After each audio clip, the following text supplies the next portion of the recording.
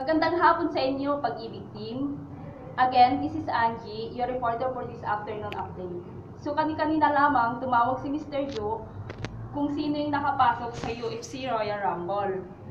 So, ang isa sa amin sa Kalamba ay ang nakapasok ay si Mr. Leo Ambuya, na may isang partial at may isang cured. Well, actually, si Mr. Leo ay nag-claim na po na siya yung magcha-champion. So, nagre-ready na po siya ng speech. And then, update lang po namin kayo regarding sa accounts namin.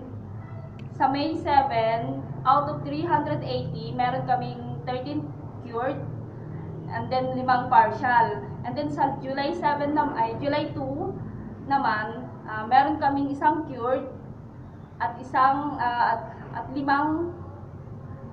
partial payment out of 51 accounts. So, yun lamang po for this afternoon. Again, this is Angie reporting. Bye!